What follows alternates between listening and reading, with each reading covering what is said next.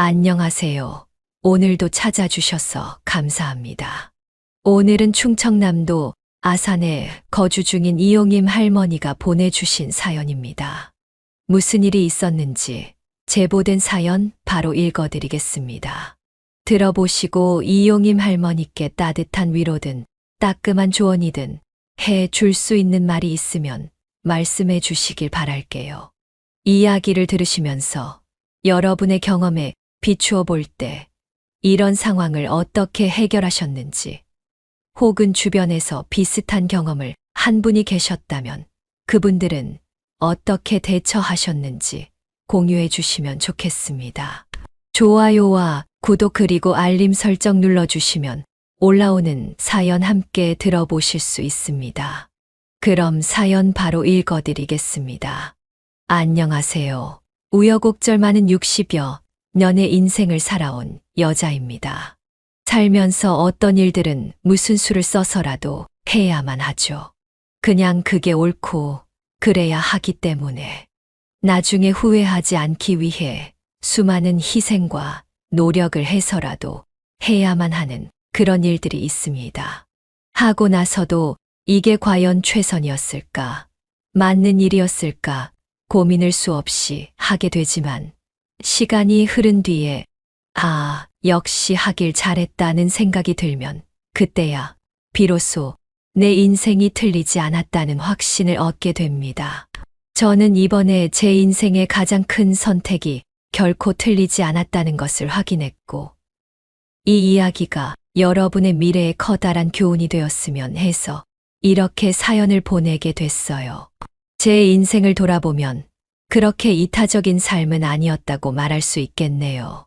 적당히 착하게 살았고, 적당히 제 실속을 챙기고, 적당히 뻔뻔하게, 그렇게 적당히 베풀면서 살아왔습니다. 어찌 보면 어정쩡하게 살았다는 생각도 들곤 했어요. 30에 만나 결혼한 남편은 늘 봉사나 기부를 숨 쉬듯이 하는 사람이라 지하철에서 자리를 양보하거나 길에서 쓰레기를 줍는 저를 덜 이타적인 사람으로 보이게 하기도 했습니다. 친절과 헌신에는 정량과 기준이 없으니 그저 나중에 후회 없이 많이 하자는 마음으로 살았죠. 그런데 그런 적당했던 제 인생에 마치 신이 앞으로도 적당히 살 거냐고 테스트라도 하듯이 커다란 전환점이 찾아왔어요. 어느 초저녁에 초등학생인 아들이 밥은 안 먹고 치킨을 한 사코 시켜달라고 시위를 해서 2마리를 시켜온 가족이 저녁 대신 치킨을 뜯었습니다. 그런데 많이 먹을 거라고 2마리를 시키라고 한 아들이 3조각을 먹고 배가 부르다고 방으로 들어가 게임을 하더군요. 저도 남편도 입이 짧아서 애매하게 남은 치킨을 모아 음식물 쓰레기로 버리기 위해 나갔습니다. 그 당시 살던 집은 단독주택이었고 골목에 바로 분리수거 통과 음식물 쓰레기통이 있었어요. 음식물 쓰레기통 앞에서 서서 뚜껑을 열려고 하는데 뭔가 이상하더라고요. 누가 지켜보는 것처럼 얼굴이 간질거려서 옆을 딱 보니 바로 옆 골목 어귀에서 어떤 꼬마 한 명이 저를 빤히 지켜보고 있었습니다. 처음에는 놀라서 헉소리를 낼 뻔했어요. 어둑어둑해진 시간에 어린아이가 저를 그렇게 쳐다보고 있었으니까요. 왜 저렇게 보고 있지 하는 의문이 들었죠. 유치원생 정도로 보이는 남자아였는데 저랑 눈이 마주쳐도 피하지 않고 계속 쳐다보고 있었습니다. 계속 그렇게 대치하고 있을 수 없어서 저는 통을 열어 남은 고기들을 통 안에 넣고 박스는 옆에 분리수거 통에 넣었습니다. 그리고 뒤돌아 집으로 가는데 제 발자국 소리에 맞춰 따박따박 따라오는 소리가 나는 겁니다. 몇 발자국 가다가 조심스럽게 뒤를 돌아봤는데 아까 그 꼬마가 음식물 쓰레기통 앞으로 와서 바닥에 떨어진 치킨 한 조각을 후다닥 주워 입으로 넣는 게 아니겠어요? 제가 버리면서 미쳐 떨어진 걸 몰랐는데 그걸 멀리서 보고 있던 아이가 와서 먹고 있는 거예요. 그게 그 아이와 저희 첫 만남이었네요. 그 광경에 경악하면서도 마치 정말 보면 안 되는 걸 본 것 같은 기분이 들었어요. 가슴이 이상하게 쩌릿하고 울렁거리는 게 저는 본능적으로 다가갔어요. 안녕, 너 이름이 뭐니? 제 인사나 질문에 아이는 미동도 하지 않았죠. 여전히 입에 치킨을 문 채로 커다란 눈만 굴려서 저를 쳐다봤어요. 그런데 가까이에서 자세히 보니 이 아이는 너무 지저분했습니다. 옷도 신발도 눈으로 봐도 눅눅하게 보일 정도였고 치킨을 꽉 쥐고 있는 손도 까맣게 타 있었어요. 집은 어디야? 배고프니? 여전히 그 아이는 대답이 없었어요. 제 질문이 많아질수록 뭔가 더 경계하는 것처럼 보이기도 했어요. 저는 일단 아이 눈높이에 맞게 쪼그려 앉아 아이에게 다시 말을 걸었습니다. 배고프면 뭐 먹을래? 아줌마 집은 저기 저 집이야. 대문 보이지? 많이 고프면 가서 밥 먹자. 아줌마가 맛있는 밥 해줄게. 그 치킨보다 더 맛있을 거야. 괜찮아. 걱정 마. 다 먹고 아줌마가 집에 데려다 줄게. 저는 마치 외국인에게 우리말을 하는 것처럼 또박또박하게 말을 했고 크게 율동까지 했어요. 아이는 한참을 저희 원맨쇼를 지켜보다가 마지막에 제가 내민 손을 잡았습니다. 저는 아이를 저희 집으로 데려갔습니다. 음식물 쓰레기 버리러 간 사람이 웬 꼬마아이와 손잡고 들어왔으니 저희 남편은 이게 대체 무슨 상황이냐고 당황해했죠. 뭐야? 누구야? 여기 앞에서 만났어. 근처에서 사는가 봐. 쓰레기통 앞에서 뭐 주워 먹을 거 있나 보고 있더라고. 일단 알겠어. 근데 씻기는 것부터 해야겠는데. 남편이 아이를 씻기고 깨끗한 옷으로 갈아입히면서 아이의 이름이 김용하고 나이는 저희 아들과 똑같은 9살이라는 걸 알았습니다. 9살? 우리 아들이랑 동갑이라고. 전혀 그렇게 안 보여. 난 유치원생인 줄 알았지. 내 생각에는 못 먹어서 몸집이 왜소한 것 같아. 아까 씻기면서 보니까 너무 말랐더라. 보면서 나도 모르게 한숨이 나오더라니까. 근데 얘가 참 착하고 순해. 남편의 말을 듣고 저는 아이가 입고 있던 옷을 세탁기에 돌리고 바로 밥을 준비했습니다. 아이는 산처럼 쌓인 고봉밥을 2그릇이나 먹었네요. 너무 급하게 먹길래 저와 남편은 천천히 먹으라고 밥솥에 있는 밥 다 먹어도 되니까 골고루 먹고 싶은 만큼 다 먹으라고 했습니다. 그리고 나이에 대해서 물어봤습니다. 저와 남편은 둘 다 난처한 얼굴로 서로 눈을 마주쳤습니다. 들어보니 아빠는 돌아가시고 엄마는 집을 나간 것 같은데 같이 살게 된 할머니까지 집에 없다는 말에 순간적으로 경찰이나 기관에 연락을 해야 하나 싶었죠. 일단은 아이의 집부터 가서 상황을 한번 봐야 할 것 같아서 저는 아이와 손을 잡고 그 집으로 갔습니다. 당시 저희 동네에는 재개발 단지가 있었는데 거의 대부분의 집이 비워져 있었고 일부만 남아 살고 있었거든요. 아이의 집도 그런 경우였죠. 아이의 손에 이끌려간 집은 상상보다 상태가 더 나빴습니다. 전기나 가스가 들어오지 않았고 아이는 너무 자연스럽게 작은 현관 앞에 있는 커다란 손전등을 켜서 집 안으로 들어갔어요. 한여름인데도 축축하고 선선한 공기가 집 안 전체에 돌아서 등에 소름이 돋을 정도였네요. 정말 집은 며칠 동안 아이 혼자 있던 게 분명했어요. 냉장고는 텅 비어 있었고 생활감이라고는 찾아볼 수 없었기 때문이었죠. 상황을 다 보고 나서 이 집에 아이를 혼자 두고 나오는 건 아무래도 안 될 것 같아서 근처에 놓여진 고지서 봉투에 다음과 같이 썼습니다. 용화가 혼자 있는 게 위험할 것 같아서 저희 집에서 잠시만 데리고 있겠습니다. 집에 돌아오시면 연락 주세요. 그리고 제 전화번호와 집 주소를 적고 용화와 함께 그 집에서 나왔어요. 아이와 더 대화를 나눈 후에 아이의 할머니께서 근처에서 폐지를 줍는 일을 한다는 걸 알게 되었어요. 그래서 그날은 아이를 저희 집에서 재우고 다음날 동네 주민센터에 가서 아이 집 주소지에 있는 보호자 이름과 혹시 할머니가 어디 갔는지 아는 사람이 있는지 조사하기 시작했어요. 그렇게 반나절이 지나 이틀 전에 동네 골목에서 폐지 리어카와 자동차가 충돌해서 사고가 났고 그 리어카 주인이 바로 아이의 할머니라는 걸 알아냈네요. 할머니께서 가까운 병원에 입원한 상태라는 걸 알고 바로 용화를 데리고 그 병원으로 찾아갔어요. 할머니께서는 아직 정신을 차리지 못하셔서 손주의 안위를 누군가에게 부탁할 수 없는 상태였고 아이는 그렇게 며칠 동안 혼자 방치됐던 겁니다. 나중에 정신을 차린 할머니께서는 아이를 데리고 온 제게 자초지정을 듣고 정말 고맙다고 하셨어요. 제가 사경을 헤매면서도 계속 용화 걱정을 했어요. 라며 울먹이셨죠. 그런데 아이가 할머니를 다시 찾아서 다행인 것과는 별개로 할머니께서는 교통사고로 엉덩이, 골절을 크게 다쳐서 더 이상 폐지를 줍는 일을 못 하실 것 같다고 의사가 말하더군요. 할머니께서는 그 말을 듣고 크게 좌절하셨지요.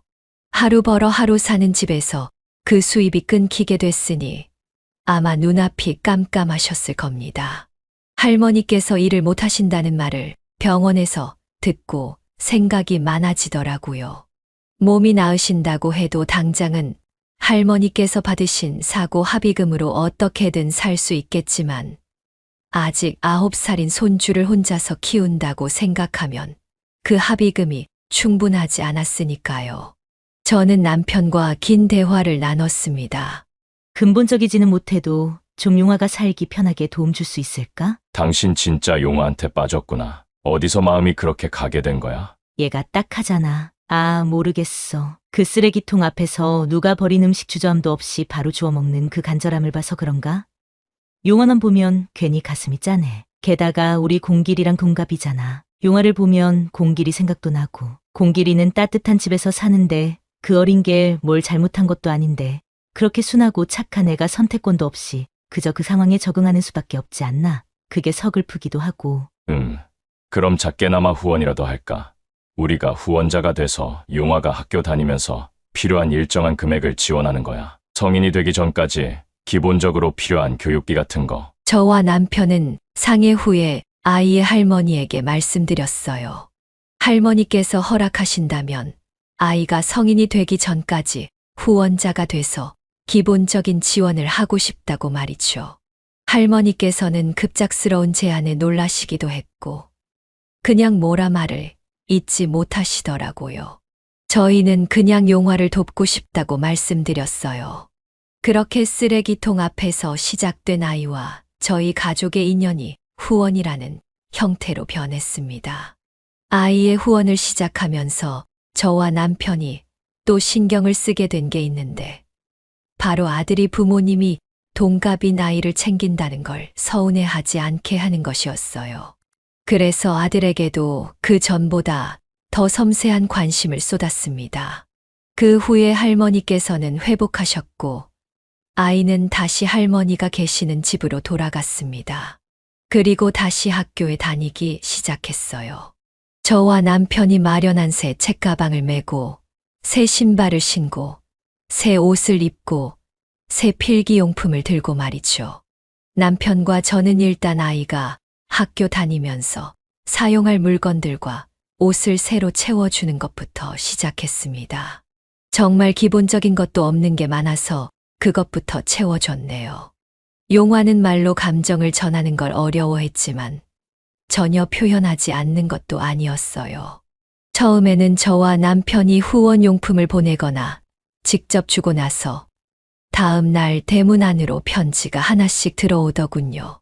직접 두고 간 건지 대문 틈으로 넣은 것 같았습니다. 바로 아이가 보낸 편지였어요. 깨끗한 글씨로 저희에게 감사의 인사를 하는 내용이 적혀 있었죠. 신발을 사주셔서 감사합니다. 오늘 그 신발 신고 축구를 했어요. 아줌마가 사주신 노트로 공부를 해서 오늘 본 받아쓰기 100점 받았어요. 같은 말이 일기 같은 내용이 적혀 있었고 저는 그 편지를 고이 간직했습니다. 어린아이에게 감사를 받기 위한 일이 아니라 어른으로서 그저 할 수 있는 일을 한 것뿐인데 아이의 인사는 제 마음을 따뜻하고 벅차오르게 만들었습니다. 또 한편으로는 그 얄팍한 마음에 부끄러움을 느끼게 만들기도 했어요. 아이의 기본적인 생활을 돕는 것에는 병원 진료도 포함됐습니다.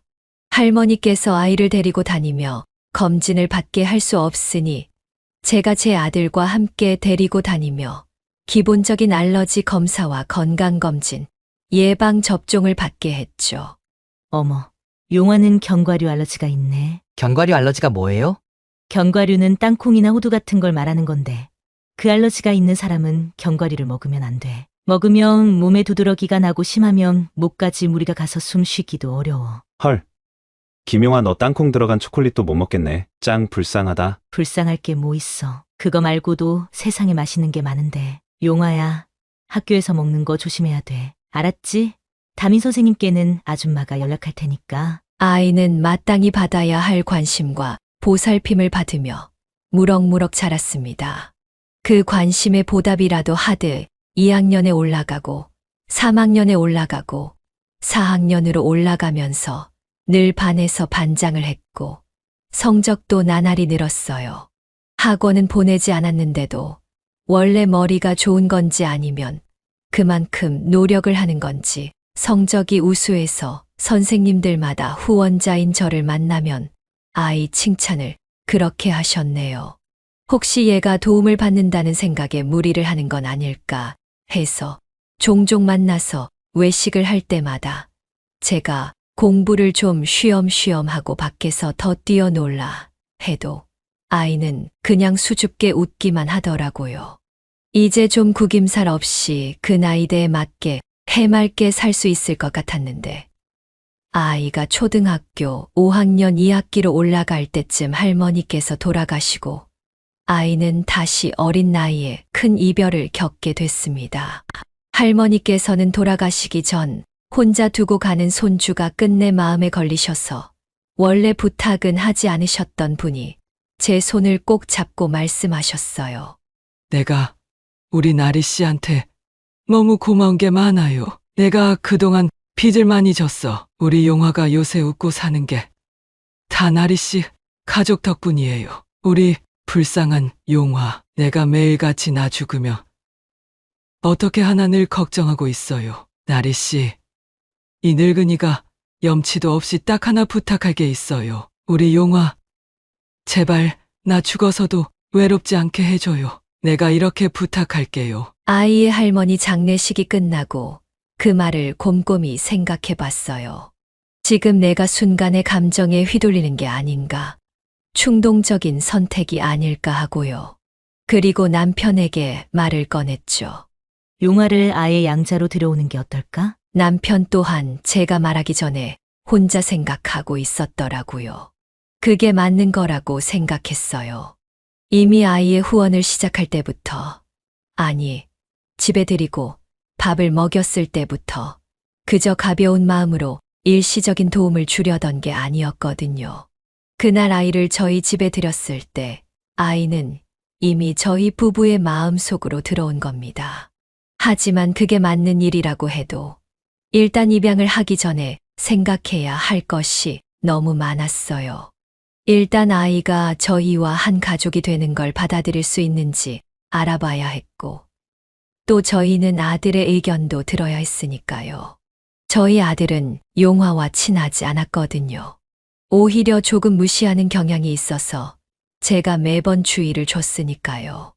다행히 혼자 남은 아이에게 앞으로 저희 가족과 함께 살고 싶은지 물어봤을 때 아이는 그러고 싶다고 조심스럽게 대답했어요. 그에게 원치 않는다면 호칭을 엄마나 아빠라고 안 불러도 된다고 했지만 용화는 쉽게 저와 남편을 엄마, 아빠라고 부르기도 했습니다. 문제는 저희 아들이었어요. 처음에 입양 얘기를 꺼냈을 때 아들은 크게 문제를 삼지 않았어요. 제가 아이가 이제 가족으로 들어올 건데 괜찮겠냐, 네 생각은 어떠냐고 물었을 때 그냥 어깨를 으쓱하며 모른다고 알아서 하라고 했던 게 전부였거든요. 생일로 치면 아이가 아들보다 생일이 좀 빠르긴 했지만 제가 괜히 형, 동생까지 할 것 없이 그냥 서로 이름으로 부르고 친구처럼 지내라고 했거든요. 그런데 아들은 종종 용화를 굴러들어온 돌이라고 하며 돌멩이라고 불렀습니다. 남편은 그 말을 들을 때마다 무섭게 아들을 혼냈어요. 남편과 저 둘 다 갑작스레 새 식구가 그것도 같은 나이에 두 아이가 형제가 되어 혼란스럽고 불만 있는 아들의 마음을 이해했어요. 아들에게 네가 아직 마음의 준비가 안 됐다면 용화를 가족으로 생각 안 해도 된다. 천천히 받아들이기 위해서 다 같이 노력해 보자고 했고요. 아이에게도 아들이 아직 마음의 준비가 안 된 것 같으니 시간을 길게 잡고 천천히 가까워지자고 말했습니다. 아이는 그 때문에 집에서 더 눈치를 보게 됐지만 아들은 더 아나무인이 되는 것 같았습니다. 그저 시간이 치료해 줄 거라고 생각했어요. 저도 남편도 아이들과 대화를 많이 하고 노력하면 언젠가 아들도 아이를 가족으로 받아들이고 정말 한 가족이 될 수 있을 거라고요. 그런데 정말 처음으로 아이를 양자로 입양한 게 잘못된 선택이 아니었을까 하는 고민을 하게 된 사건이 터졌습니다. 아들과 아이가 중학교 2학년에 올라갔을 때 학교로부터 연락을 받았어요. 아들이 학교 폭력의 가해자이고 또 아이가 학교 폭력의 피해자가 되었다고 말이죠. 처음에는 그 둘이 연관 있는 사건이라고 생각을 못했어요. 그런데 알고 보니까 아들이 학교에서 아이를 괴롭혔다고 하더라고요. 서로 다른 반이었는데 저희 집안 사정을 알고 있던 아이의 담임 선생님이 괴롭힘 현장을 발견하고 제게 연락을 한 거예요. 공길이가 용화한테 억지로 이걸 먹이고 있더라고요. 제가 알기로는 용화가 알러지가 있는 걸로 알고 있는데 공길이는 장난이었다고 하고 용화도 안 먹고 뱉어서 괜찮다고 하는데 어머니께서 좀 알고 계셔야 할 것 같아서요. 담임 선생님이 제게 내민 건 땅콩이 들어간 초콜릿이었어요. 순간 어지러웠습니다. 내가 그저 난 객기로 능력도 안 되는데 아이를 입양했나? 나와 남편의 선택 때문에 아들은 부모님의 관심을 나눠 가져야 하는 아이를 미워하게 됐고 또 그 아이는 그 미움을 받게 된 건 아닌가 하는 생각이 들어서 마음이 참 무거웠어요. 아들의 행동이 악질적이었지만 그 행동의 기저에는 부모의 일방적인 선택에 대한 불만이 표출된 건 아닌가 싶었죠. 하지만 분명히 훈육이 필요한 사건이었습니다. 공길아, 용화를 왜 그렇게 미워해? 용화가 그거 먹었으면 어떻게 할 뻔했어? 장난이라고. 장난도 못해? 엄마, 형제처럼 사이좋게 지내라며. 그게 어떻게 장난이야? 다른 애들이 너한테 그러면 너도 그거 장난이라고 생각했을까? 엄마가 처음에 뭐라고 했어? 네가 원치 않으면 용화를 가족으로 생각 안 해도 된다고 했잖아. 그냥 한 지붕 아래 사는 또래 친구라고 생각하라고 했잖아. 네가 받아들일 때까지 이 아빠도 엄마도 용화도 기다린다고. 근데 왜 그렇게 용화를 못 괴롭혀서 안달이야? 용화가 무슨 잘못이 있어? 저도 남편도 아들을 기다려주고 어떻게 해서든 대화를 하려고 했지만 별다른 변화가 없었어요. 아이와 아들은 절대 친해지지 않았고 종종 아들은 아이를 괴롭혔죠. 그럴 때마다 아이에게 미안하다며 공길이가 너무 못살게 굴지? 라고 물으면 아이는 조용히 이렇게 말했어요. 괜찮아요. 공길이도 이해해요. 갑자기 같은 아들이라고 제가 온 건데 미울 수도 있죠. 그냥 이 문제로 엄마랑 아빠가 저 데려온 걸 후회만 안 하셨으면 좋겠어요. 그 말을 들은 후로는 아이와 아들 사이에 갈등이 생길 때마다 저와 남편의 선택을 의심하지 않았습니다. 아이를 정말 아들로 받아들인 이상 괜히 문제가 생길 때마다 의심하고 후회한다면 진짜 아이를 온전히 가족으로 생각하지 않는 거니까요. 아직 어린 애가 그런 걱정을 하고 있다는 걸 안 후로는 저도 남편도 마음을 굳게 먹었습니다. 애들이 고등학교에 진학할 때는 서로 다른 고등학교를 지망해서 갔습니다. 학교라도 따로 다니면 부딪힐 일도 없으니 더 낫지 않을까 했죠. 그런데 시간이 갈수록 공길이가 저와 남편의 죄책감을 이용하는 것 같았어요. 애들이 고등학교를 졸업했을 때 공길이는 성적에 맞춰서 지방 전문대에 진학했고 용화는 서울에 있는 꽤 유명한 법대에 진학했습니다. 공길이는 원래 공부에 취미가 없어서 저도 남편도 그 애가 싫어하는 공부를 시키지 말고 다른 하고 싶은 일이 있으면 그 기술을 배워서 살기 바랐거든요. 용화는 학교 성적이 늘 좋아서 원하는 대로 공부를 시켰고요. 그런데 애들이 대학에 들어간 지 아직 1학기도 지나지 않았을 때 공길이는 돌연 학교를 자퇴하더니 군대에 들어가겠다고 했습니다.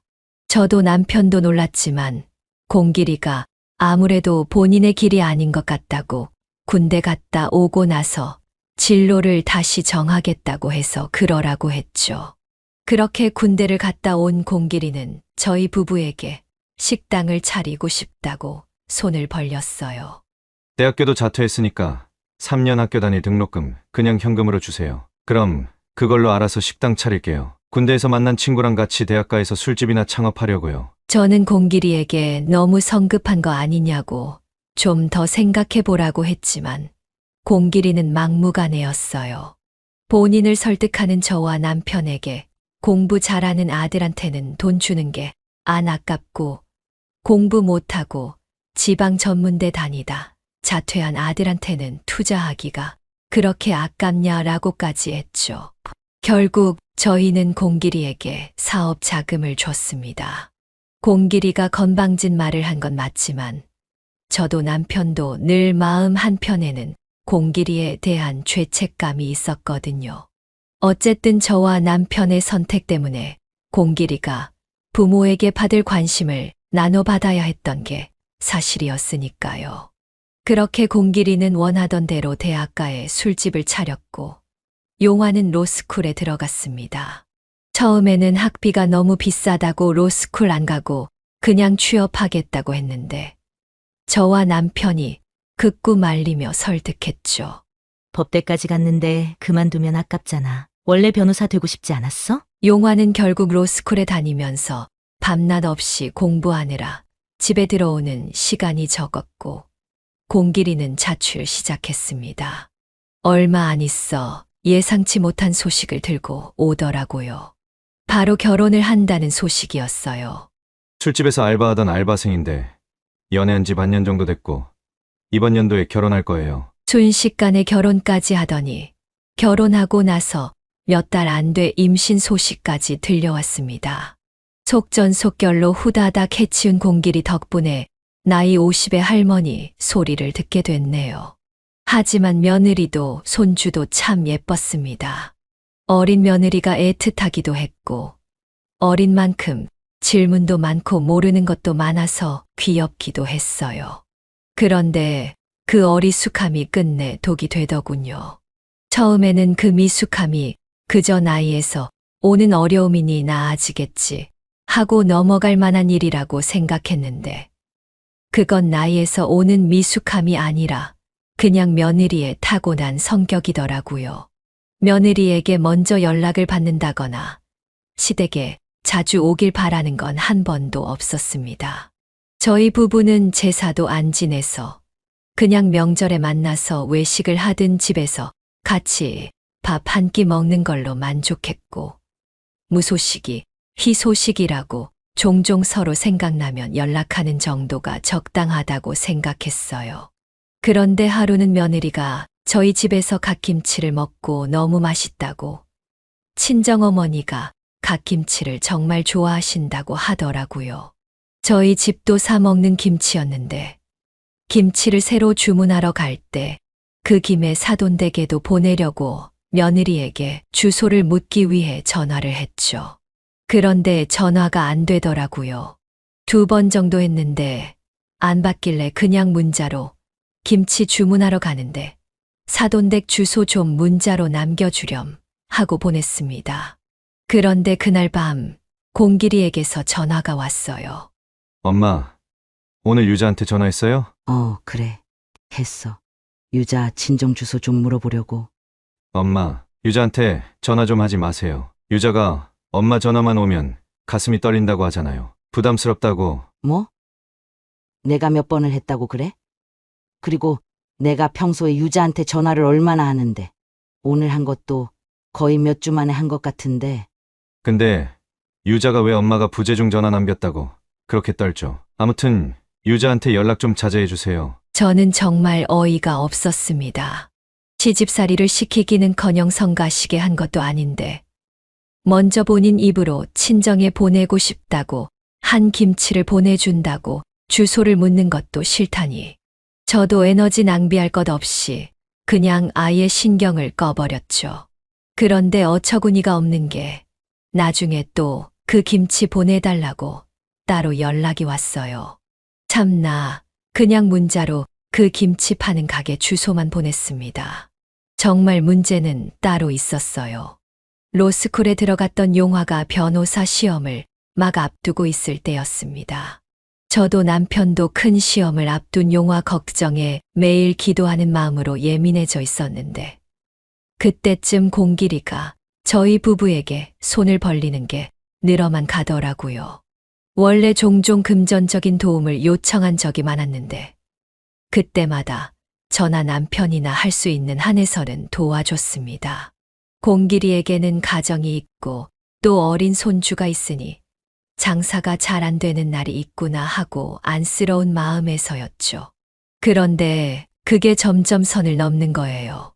나중에 그 돈이 모두 며느리 허영심을 채우기 위해 쓰였다는 걸 알게 됐을 때 정말 뒤로 넘어갈 뻔했네요. 휴대폰 문자 메신저에 보면 원하는 사진으로 프로필을 만들 수 있는 거 아시죠? 그런데 그 사진이 며칠 전부터 명품 가방 사진으로 바뀌어 있더라고요. 그냥 가방 사진이면 그러려니 하는데 그걸 들고 있는 사람이 며느리인 겁니다. 아니, 남편은 매달 집에 와서 돈을 받아가는데 며느리는 한두 개도 아닌 4-5개씩 명품 가방을 들고 다니더니 하루는 손주를 잠깐 저한테 맡긴다고 왔었거든요. 그때 타고 온 차를 보니 새로 뽑은 것 같은데 외제차더라고요. 그 후에 또 공길이가 돈 달라고 와서 이번에는 그냥 아무것도 안 주고 보냈습니다. 네 아내한테 외제차나 명품 가방 사주려고 돈 받으러 오는 거면 그냥 가라고 했죠. 사치스러운 생활을 유지하기 위해 돈을 가져간 거라면 저희가 도움을 줄 필요가 없는 거죠. 공길이에게는 더 이상 손 벌리지 말고 둘이 알아서 벌어서 살라고 하고 보냈습니다. 공길이는 어떻게 이럴 수 있냐고, 지금 힘든 거 안 보이냐고 부득부득 소리를 질렀지만 이미 마음이 돌아선 저희 부부에게는 통하지 않았죠. 그런데 그 후에 공길이가 어떻게 나온 줄 아세요? 술에 만취해서 집에 전화를 하더니 이러는 겁니다. 하나뿐인 아들 도와주는 게 그렇게 힘들어요? 아닌가? 아들이 하나가 아니라서 안 도와주는 건가? 장래의 변호사 될 아들이 있어서. 술 먹었으면 그냥 자라. 후회할 짓 하지 말고. 잠깐만. 엄마 유자가 뭐라고 하는 줄 아세요? 부모가 돼서 도와줄 돈도 안 준다고. 우리 집 떨거지 집안이래요. 본인들은 뻔히 알면서 안 준다고. 마음이 거지 집안이래요. 나 이렇게 돈 없는 인간인 줄 알았으면 유자가 나랑 안 만났을 거래요. 진짜 거렁뱅이 같은 게 누군지 생각 좀 해봐라. 그만 끊는다. 너 이렇게 부모도 못 알아보고 술 주정할 거면 아예 연락하지 마. 그 말도 안 되는 통화 이후에 저는 따로 며느리를 만나서 얘기를 했습니다. 애들 집 근처 커피숍까지 가서 며느리에게 이제 공길이한테 일체 금전적인 도움 주지 않을 거니까 그렇게 알라고 했죠. 원하는 대로 살고 싶으면 남편 앞세워서 구걸하게 하지 말고 차라리 일을 하라고 했어요. 며느리는 아무 말도 안 하고 분한지 눈만 내리깔고 있더라고요. 그런데 그게 거대한 후폭풍을 불러왔습니다. 그날 밤에 술에 잔뜩 취한 공길이가 집에 왔어요. 용화는 시험이 얼마 남지 않았기 때문에 늦게까지 공부를 하고 들어와서 집에 없었고 저와 남편만 있었거든요. 뭔가 잔뜩 성이 나서 들어온 공길이는 갑자기 정말 짐승처럼 소리를 지르면서 온 집안을 휘젓고 다녔습니다. 공길아, 너 뭐 하는 짓이야? 몰라서 물어요? 엄마가 유자한테 가서 이상한 소리 했다면서요. 유자가 지금 나랑 못 산다고 하잖아. 나같이 시댁도 무능력하고 꼰대 같은 집안하고는 못 산대. 이거 어떻게 할 거야? 책임져. 며느리한테 무슨 소리를 들은 건지 저 때문에 이혼하게 생겼다고 고래고래 소리를 지르면서 집에 있는 화병을 들어 깨고 탁자를 밀어 넘어뜨리고 나중에는 아예 식탁까지 엎드려서 남편이 말렸더니 부모도 못 알아보는 건지 남편까지 밀고 옆에 있던 저도 밀치려고 하는 겁니다. 그걸 본 남편이 머리끝까지 화가 나서 처음으로 공길이의 뺨을 내리쳐 버렸네요. 너 당장 이 집에서 나가. 너 같은 아들 둔 적 없다. 아내 말 하나에 이리저리 휘둘려서 부모도 못 알아보고. 네가 그러고도 사람 새끼야? 우리가 널 어떻게 키웠는데 행여 나중에 원망하고 상처받을까? 나랑 네 엄마가 얼마나 참으면서 살았는데. 이 은혜도 모르는 놈, 당장 나가. 아, 그러셨어요? 죄송하게 됐네요. 나도 이렇게 그지 같은 집구석 제발 떠나고 싶었어요. 공길이는 마지막으로 식탁 의자를 발로 꽝 차더니 집을 나갔습니다. 저와 남편은 행여 집에 온 용화가 난리가 난 집을 보고 공부에 집중 못하고 걱정할까 싶어서 화를 낼 틈도 없이 집 청소를 했네요. 바닥에 깨진 유리병을 치우면서 어쩌다 이렇게 된 건지 공길이는 정말 용화를 데려온 이후부터 점점 멀어지다가 저런 인간으로 성장하게 된 건지 생각했습니다. 정말 그렇게 안 되게 하기 위해 저도 남편도 노력했는데 그게 다 헛수고가 된 건지 하는 생각에 마음이 참 무거웠어요. 그런데 가뭄의 단비가 온다고 그렇게 어려운 상황 속에서 저희 집에 기쁜 소식이 날아왔습니다. 용화가 변호사 시험에 합격해서 그렇게 바라던 변호사 자격증을 따게 된 거예요. 합격 발표 당일에 용화는 합격 소식을 전하면서 저와 남편에게 절을 하면서 말했어요. 엄마, 아빠, 저를 살려주셔서 감사합니다. 그날 엄마랑 아빠가 저를 살려주셔서 제가 모든 걸 이룰 수 있었어요. 정말 감사합니다. 쓰레기통 앞에서 만났던 용화가 이제 김용화에서 손용화가 되어 제 아들이 되고 어엿하게 본인의 꿈을 이루다니 기쁨과 보람보다도 그저 지금까지 묵묵하게 버텨준 용화가 애틋하고 또 고맙기만 했습니다. 또 용화의 성공이 빛날수록 괜히 공길이에 대한 생각이 복잡해지더군요. 그렇게 용화가 시험에 합격하고 작은 변호사 사무실에 들어갔을 때 생각지도 못한 난관이 저희 가족을 덮쳤어요. 남편이 말기 암 판정을 받은 겁니다. 이미 2기가 지나서 간과 담낭까지 퍼진 상태라 손을 쓸 수가 없었죠. 담낭암은 암 중에서도 초기 증세를 알아차리기가 어렵다고 하는데 불행하게도 남편이 그런 경우였어요. 남편에게 남은 시간은 고작 반년도 안 됐죠. 용화는 남편의 암 진단 소식을 듣고 막 들어간 변호사 사무실을 그만두었습니다. 그리고 남편 옆에서 간병을 시작했습니다. 엄마가 혼자 아빠를 어떻게 돌봐요? 아버지 부축하는 것도 힘들어 하시면서 제가 아빠 옆을 지킬게요. 용화도 저도 남편 옆에 꼭 붙어서 조금이라도 더 남편의 고통을 덜어주기 위해 모든 노력을 했고 조금이라도 같이 시간을 보내면서 좋은 기억을 남기기 위해 노력했어요.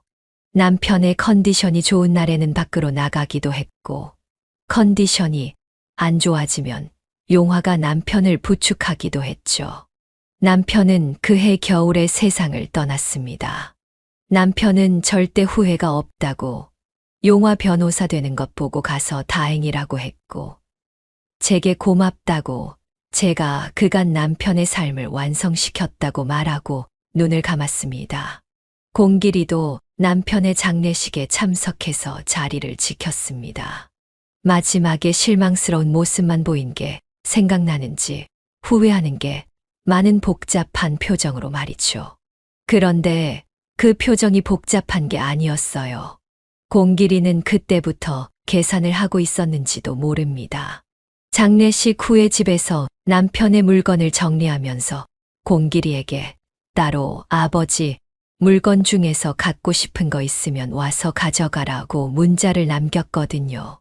그 문자를 받고 집에 온 공길이가 바란 건 생전 남편이 읽던 책이나 분신처럼 가지고 다니던 안경, 쓰던 로션, 냄새가 짙게 밴 손수건도 아니었어요. 아빠 재산이랑 보험금 나온 거 김용화 그 자식한테도 줄 거예요? 아니죠? 무슨 소린가 했습니다. 아직 생전 작게 무역회사에서 재산을 모은 남편의 돈을 어떻게 할지 생각도 안 하고 있었는데 공길이가 찾아온 이유는 바로 그 재산을 용화에게 조금이라도 갈까봐 무서워서 찾아온 거였어요. 김용화가 아니라 손용화야. 그리고 아직 생각도 안 하고 있었어. 아직 내가 살아있는데 왜 벌써 재산을 나눠줘? 또 돈 얘기할 거면 차라리 오지 마라. 그게 엄마 재산도 아니잖아요. 나도 받을 권리 있다고. 보험금이라도 나눠주든가. 저는 그대로 공길이를 쫓아냈어요. 줄 돈은 하나도 없다고 돈 얘기 너한테 할 만큼 했으니 2번 다시 하지 말고 할 거면 아예 오지도 말라고 소리를 지르며 쫓아냈어요. 그런데 공길이는 끈질겼어요. 당장 돈에 눈이 먼 괴물이 된 것처럼 집에 찾아와서 저를 위협하는 일이 잦아졌어요. 경찰을 부른다고 해도 부르라며 아주 배짱을 부리는데 그러다가 끝내 제게 폭력까지 쓰더군요. 매번 위협하더니 이제는 아버지가 없는 집에서 어머니 혼자 있으니 분간을 못하고 고삐가 풀려 덤비는 겁니다. 사업이 힘드니 일단 1억만 내놓으라고. 저를 밀치고 물건까지 던져서 맞아 넘어지고 멍도 들었네요. 다음에 올 때까지 보험금 현금으로 준비하라고 으름장을 놓고 갔는데 저게 내 배 아파 낳은 자식이 아니라 빚쟁이 같다는 생각에 어찌나 서러운지 바닥에 앉아 공길이가 던진 물건을 주워 정리하고 있는데 그때 마침 용화가 집으로 들어오는 겁니다. 제가 마중을 나가면서 살짝 발목을 절었는데 집으로 들어오던 용화의 얼굴이 굳어졌습니다. 엄마, 왜 그래요? 뭔가 이상하다는 걸 눈치챈 용화가 집 안으로 들어와 바닥에 널브러진 물건들을 보더니 제게 다가와 천천히 저를 살펴보더군요. 그리고 팔목에, 목에 난 상처를 보고 표정이 무섭게 변하더니 말했습니다. 이거 손공길이죠? 와서 엄마한테 폭력까지 휘둘렀어요? 그 성격 알잖니. 또 지 성질 부리면서 그런 거지 뭐. 엄마, 고소해요. 가정폭력으로 고소해서 더는 엄마한테 못 오게 하자고요. 뭐 고소를?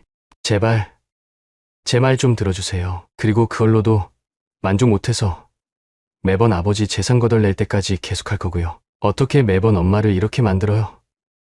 제 핑계만 대면서 엄마랑 아빠 죄책감 건드리면서 지들 이익만 챙긴 놈 더는 가만히 못 둬요. 엄마, 저도 엄마 자식이잖아요. 아빠도 이제 안 계신데 제가 엄마 지킬 수 있게 해주세요. 이렇게 저도 더 이상 돈을 요구하고 폭력까지 휘두르는 아들을 두고 볼 수 없어서 용화의 말을 듣고 공길이를 고소했습니다. 가정폭력과 폭행으로 말이죠. 그 당시 다시 변호사 사무실에 들어갔던 용화의 도움을 받아서 고소를 진행했어요. 그런데 고소를 진행하면서 전혀 상상도 못했던 걸 알게 됐고 정신이 아득해졌습니다. 엄마, 오늘 고소장을 준비하다가 저희 사무실 직원이 알아낸 건데 공길이 앞으로 구속 절차 진행 중인 게 있다고 하던데요. 사기 혐의로 형사 고소된 게 3건이나 된대요. 2억 정도 되는 금액 사기를 쳤다고 하는데요. 알고 보니 제가 고소하기도 전에 공길이는 이미 감옥에 갈 위기였어요. 제게 돈을 달라고 했던 것도 그 합의금을 어떻게든 해결해서 감옥에 가지 않기 위해서였던 거죠. 그런데 민사고소가 아니라 형사라니 구속을 피할 수 없을 거라고 용화가 그러더군요. 나중에 며느리에게까지 연락이 와서 제게 제발 도와달라고 합의금이랑 또 고소 좀 취하해 달라고 싹싹 비는데 다 업보라고 하고 무시했습니다. 그런데 참 악독하게도 부지런했던 게 제가 신분증을 분실한 적이 있었거든요. 그런데 공길이가 그 신분증으로 휴대폰을 개통해서 그걸로 은행 대출까지 신청한 거 아시나요? 정말 말이 안 되죠. 어느 날 갑자기 은행에서 대출 신청된 거 물어볼 게 있다고 연락이 와서 뭐지 했는데 다 공길이가 한 짓이었습니다. 앞으로도 뒤로도 제게 돈을 어떻게 해서든 가져가려고 했던 거죠. 다행히 용화가 은행에 연락해서 해결했고 명의도용까지 더해져서 고소를 했습니다. 끝내 제 아들 공길이는 죄값을 받기 위해 감옥에 들어가서 형을 살게 됐어요. 형량이 확정되고 나서 그런 생각이 들더군요. 제가 공길이를 이렇게 만들었나 하고요.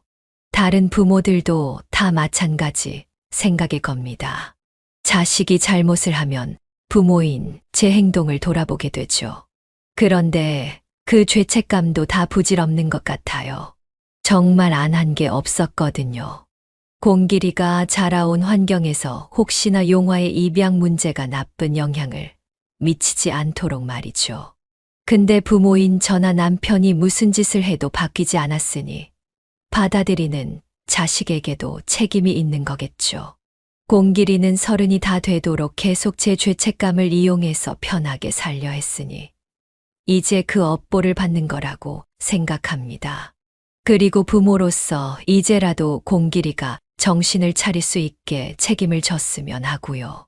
지금은 용화가 결혼을 한 후에 며느리와 함께 셋이 살고 있습니다. 처음 결혼한다고 같은 사무실에서 일하는 아가씨를 데리고 왔을 때 이제 정말 부모로서 내 역할은 거의 끝났구나 했거든요. 그런데 갑자기 며느리 될 사람이 용화와 먼저 상의했는지 저를 모시고 살겠다는 말을 꺼냈을 때는 놀랍고 또 고마웠어요. 처음에는 거절했습니다. 그런데 용화가 아니라 며느리가 얘기를 꺼내더군요. 용화 씨한테 지금까지 어떻게 살아왔는지, 또 어떤 부모님 아래서 자랐는지 다 들었어요. 아마 어머님이 안 계셨더라면 저도 용화 씨도 아예 만나지도 못했겠죠. 진짜 같은 인간으로서 어머님이 존경스럽고, 또 지금까지 용화 씨를 키워오시면서 마음고생도 많이 하셨을 거예요. 저는 용화 씨가 저랑 결혼을 하고 같이 살면서 어머님에게 받은 은혜를 다 갚았으면 좋겠어요. 용화 씨도 그래야 마음이 편할 거고 어머님께서도 받으실 만하니까요. 저는 어머님께서 부담스러워하지 마시고 우리 다 같이 살았으면 좋겠어요. 그 마음이 너무 예쁘고 또 감격스러워서 떠밀리듯이 아들네 부부와 같이 살고 있습니다. 요즘도 공길이가 사고를 치고 고생을 시킬 때마다 용화의 입양이 과연 모두에게 옳은 일이었나 하고 고민했던 걸 후회하고 있습니다. 모든 사람을 만족시키는 선택은 세상에 없죠. 모두 같이 사는 입장에서 타협하고 양보하고 어떻게 해서든 접점을 맞춰가기 위해 노력을 해야 합니다. 그 과정에서 계속해서 불만만 가지고 본인의 실패를 정당화하는 게 문제인 거지. 애초에 선택 자체가 문제인 건 아니니까요. 지금은 그저 그날 음식물 쓰레기통 앞에서 작고 마른 아이를 만났던 게 제 인생에 있어서 제일 큰 행운인 것 같습니다. 다음으로 잘한 일은 아마 남편을 만났던 거겠죠. 여러분은 아마 저를 미련하다고 생각하실지도 모르겠지만 저는 아직 공길이를 포기하지 않았습니다. 그렇다고 먼저 다가가지는 않아요. 그냥 기다릴 겁니다.